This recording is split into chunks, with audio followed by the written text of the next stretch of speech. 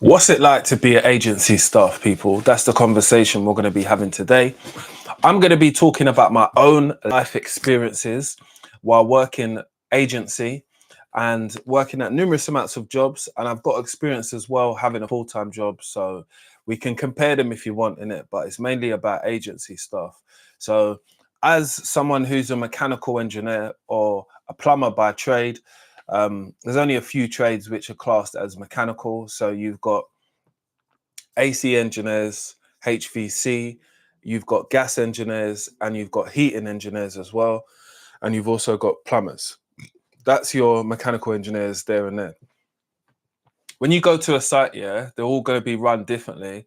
So you always get this approach by others, as in, what do you know and who are you and what are you here to do, right?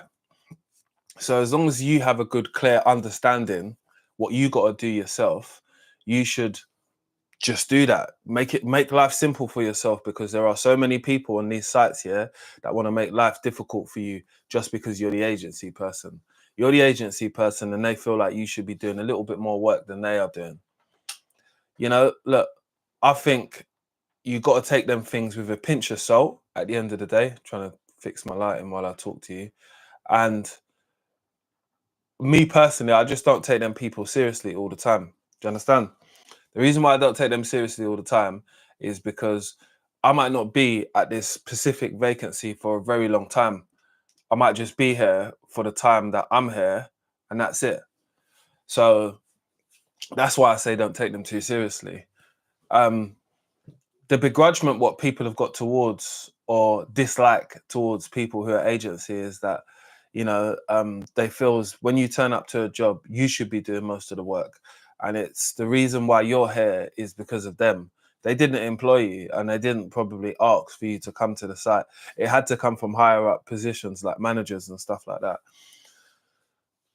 The managers and the people in the workplace haven't really got time to get to know you as a person and stuff like that. They might say they watch and stuff like that, but generally it's going to be from the people who you work with is where they're going to get their report from. Is he a good guy? Does he turn up? Is he okay? Is he good for the shift? Is he good for the team? Does he know what he's talking about? You're probably going to hear them answers through those people.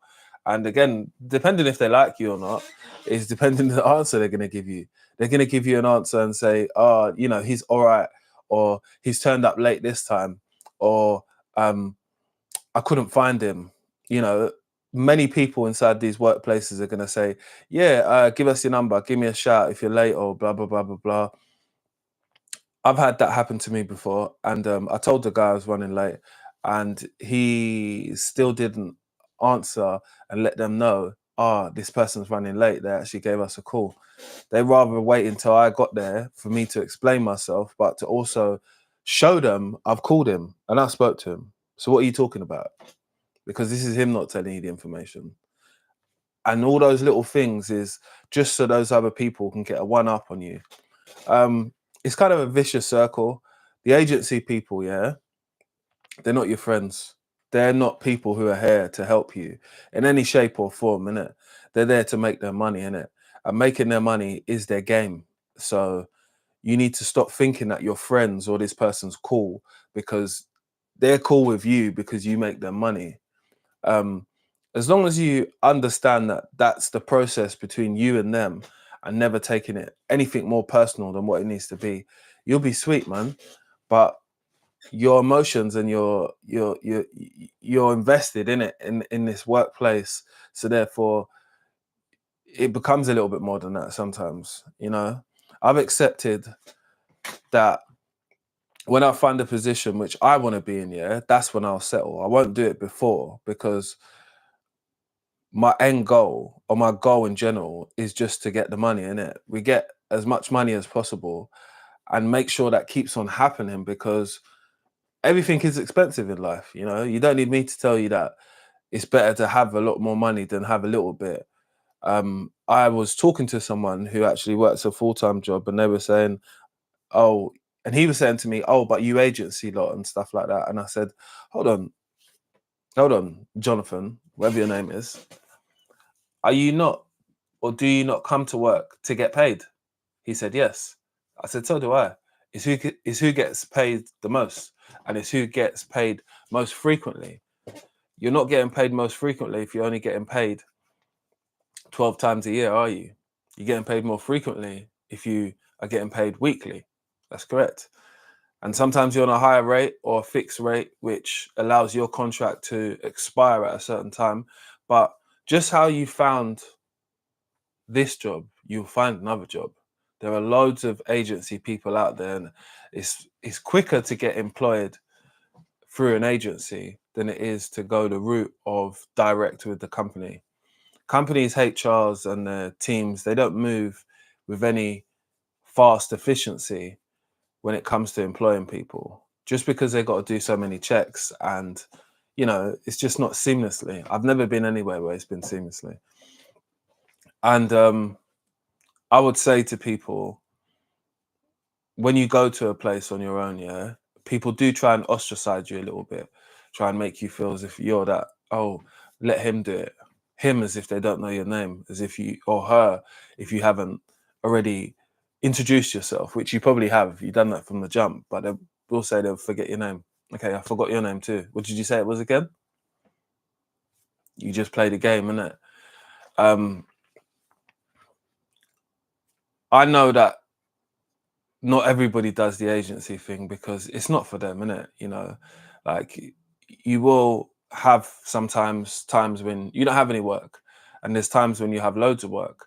So sometimes I make a lot of the money when obviously people need me to be there.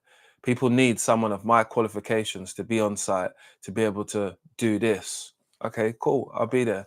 But I make sure that I negotiate my rate with the agency person on a different level. So if they told me that it's like £25, yeah, I would turn them and say, like, look, I need £30. And if we get to £30 really quickly, I might tell them 32. It's just a game. What you got to understand, you got to play with people, innit? They're playing a game with you when it comes to your time, and they're definitely making money off of you. So for retrospect, one time here, I was in the office here, and I looked at the sheet which they pay for their agency staff, yeah. And let's say I was getting paid £30, they were charging £45 for me. So I thought, whoa, why can't I ask for more money? Because I've been here for a period of time. They really like me. I do the work. So instantly I've jumped on the phone, asked the geezer, yeah, I'm going to need some more money, or else I'm going to have to leave this workplace because I've got another place which is offering me X. Let me see what I can do. He's called me back. Oh yeah, I can get you this much if you want. Will that help out? How quick was that? But if you don't ask, you will never get. And this is the thing, like, you're in a position where you've got the ability to be able to ask. So make sure you negotiate properly before you put yourself in there, because once that negotiation is finished, yeah, there's no going back or backtracking it. Rarely will they move the goalpost after it's set. So make sure you're well aware of that, and go into every workplace with an open mind, innit? Everyone's not a prick, but you're going to come across more people being more difficult with you inside those environments when it comes to just being there. And when you set out a goal, which was, I'm here to just make money, just like everybody else, but I'm here through this channel. So it's only a different channel to you, which is, I didn't sit down with HR, I didn't do this, I didn't do that. So what do you want me to do? Do you get it? You got to think up here, man. Up here for thinking, people. Everyone. I do it for a while, the agency, but as long as the money's good, I'll keep doing it. When the money stops to be good, and I feel like I need to settle down a little bit more, I'll take a full-term job. So it's just me being able to go to enough establishments to sum up what is a good package, because there are only certain workplaces that are giving good packages out to people, i.e. pensions, i.e. bonuses, i.e. good training, yeah, proper training, and paying for the training as well. That's like some of the key reasons why I would stay somewhere, because I see it being fruitful in the future for myself, even when I do decide to move on again. because for what I do, I don't think it's worth sticking around anywhere for longer than 3 or 4 years. You know, if there's no growth there, if you're just getting the same thing, because everyone, as an engineer or as an electrician or whatever, there's a life cycle in it, and there's a point which people are going to pay the most for you, and there's a point which people are going to start to dip off and pay less. You want to get that season right, innit? You're always more employable when you're younger, but you get to a certain stage when you get a little bit older and you've got tons of experience, and they know that you're the person for the job, and you will have no problems understanding the systems which are there, being able to work with the different people who are there, and having the qualifications. That's what they're going to pay you for, those 3 key things. So bear them things in mind, because everything doesn't happen overnight. You don't get like this boom in the business overnight. It comes over a period of time. I've managed to build that up while collecting different agency people to add to my own roster. So if I need a job, I can just call these people up. I've spoke to them before. They know I'm a no nonsense person. They know I'm going to get to the job. They know that I need these things as a requirement for a job for me to go. One of my non-negotiables are definitely parking at the moment. Like if I have to catch public transport there and it's not under, I don't know, 20 minutes away from where I live, I'm not going, you know, because I can find somewhere else, which is free parking, and maybe I have to pay for travel. I don't mind paying for travel. I'm just not getting on public transport anymore, because it's just not really my thing, you know, as an engineer. It's not something that I want to be doing, towering around London with my tools, which are expensive, and just the hustle and bustle going on. I think I took the train this year once to I was over in Battersea, which I've actually got some content coming up about, which is like day in your life with a mechanical engineer. I've got a few series coming out, so I definitely want you guys to check them out. I've got 72 hours in 1 week with a mechanical engineer, behind the scenes, like what you get up to, what you do for work. I know people have got a big interest in this type of thing on YouTube, and especially on my channel as well, because I've done one not too long ago, and that was about maintenance, and I had a good amount of viewers on it. Good amount of viewers. I appreciate you guys for popping up on there. So now I'm just going to give you more of an understanding about what I know about when it becomes for an agency, innit? So it's like I said, it's not for everyone, innit? People do not like unsurety, and a lot of us do need to know when our next paycheck is coming in. I'm able to monitor how much money I'm getting every single week and stuff like that. So therefore, I keep a good mental note of how much money I'm making. And again, I've told you, I'm here just to make money in it. That's my sole purpose with me working agency. It's allowed me to buy a lot more things than what I would possibly get before, because I've got leverage to be able to be flexible. Flexible being, oh, someone else ain't turned up for the shift, I'll do it. Do you get it? Doing overtime this week. And all I done was I openly went to the office and I said, is there any overtime? So I asked for it, and then I got it at the end of the day. And I think I'm going to do that again. I'm going to do 2 extra shifts every month, yeah? So that allows me a good Brucey bonus in my pocket every single month, extra on top of what I get already, which is also a good rate as well. I work while it's there, because I understand that it's not always going to be there. So having the time and the effort to be able to go and chase that money while it's there. Trust me, if you're agency, do that, because if you're just getting the borderline, sometimes you're undoing yourself the service and the justice to get the bigger bag. It's there for you, innit? But you just gotta, ask people, innit? People are not gonna ask you. Well, sometimes they might ask you, but it's gonna be because everybody else said no, innit? So, but if you get there first, they understand that you're Roy Keane about the money and you're up for it. Therefore, they'll look at you and say, okay, we'll give this person a chance and see how they get on. It's what I've done. That's why I come back and tell you lot on the net. So be wary of that, innit? Get yourself a few agency people, a few people that work for a few different agencies that have a peripheral of work, which what you do. Set your rates. Tell them how much you want. They'll tell you how much.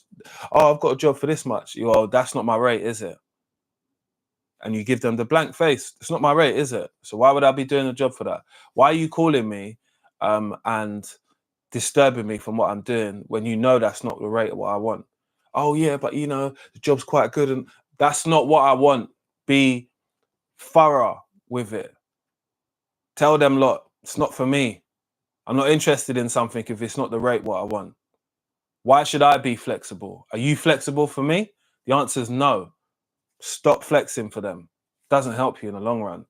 It doesn't let them know that you've got like some self-respect and you won't work for that. That's it. I'd always like to hear back from other people who are inside a full-time workplace and have mechanical engineers and people, electricians come to their workplace, and the type of treatment what they give them. I want to hear back from you guys. That's important to me. But what's most important to me is that you subscribe to the channel, because like I said, we've got 72 hours in 1 week with me as a mechanical engineer. We've got some behind the scenes content which is based at Battersea. Don't think I don't want to tell anyone that, but I don't work there no more, so I filmed it and it'll be up soon. So woohoo! I need you guys to subscribe as well, man. More subscribers. If you enjoyed the content, subscribe, put your notifications on, and drop a little thumbs up for this video, innit? I'd appreciate it if you thumbed up this video right now. If you're watching it, I can see how many people are watching it, so I expect those amount of thumbs. Appreciate you all. Have a wonderful day, and just remember the stuff I told you in this video, man. Like I said, the agency thing, it's not for the faint-hearted, but if you can do it, you can do it. You can make bread. That's it. Simple. It's all about making bread. That's the only thing. I'm out.